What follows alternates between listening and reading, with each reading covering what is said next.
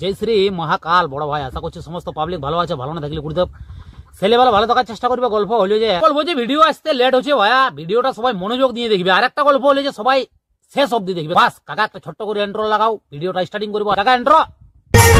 যদি ভালো লাগে আমার ঝুমকা তবে নাচাই দিদি কানের ঝুমকা, শুধু তোকেই নাচ দেখাবো বলে আমি এসেছি শুন কথা দিলকা।